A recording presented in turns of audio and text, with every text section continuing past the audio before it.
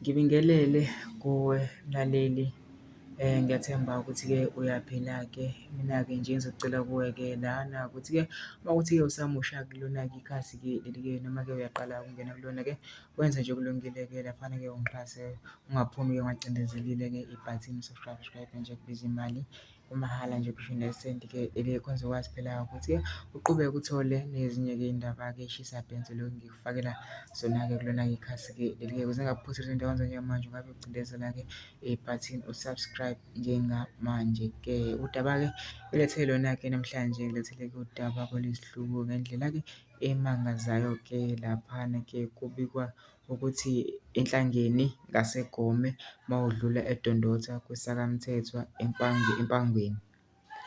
Kunabafana ababezobulala umuntu ebusuku izolo, kanti uzosheshe ababone badubula ababili bafa, kanti akabonanga ukuthi kukhona owesithathu osele emnyango.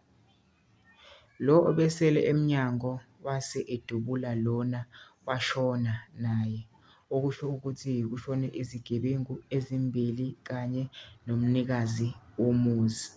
Lezi gebengu-ke bezintathu, kusho ukuthi-ke lo bezobulawa-ke yena-ke ubone ababili-ke engazi kusakhona ome ngaphandle emnyango-ke wabe esebadubula-ke laba-ke ababili, kanti khona-ke ongaphandle-ke engambonanga. Kusho ukuthi semeqeda ukudubula laba ababili sey'tshela ukuthi-ke useqedile-ke. Lo ongaphandle-ke wabe esengena-ke emzuma-ke laphana-ke wamdubula-ke washona. Kusho ukuthi-ke kufe iy'gebengu-ke ey'mbili nomnikazi womuzi-ke naye-ke ugcine-ke efile-ke noma-ke ezamile-ke ukulwa-ke. Mina ngizocela uvushuluvu lwakho ukuthi wena-ke ucabangani-ke ngalo-ke udaba-ke bese wenza nje okulungile-ke ungixhase-ke ucindezele-ke ibhathini subscribe nje kubiza imali kumahhala nje ukhishwa nesenti-ke elimnyama-ke leli-ke khona uzokwazi phela ukuthi-ke uqhubeke uthole nezinye-ke iy'ndaba-ke eshisa bhenzi lokhu ngikufakela-ke zona-ke kulona-ke ikhasi-ke leli-ke kusukela-ke manje.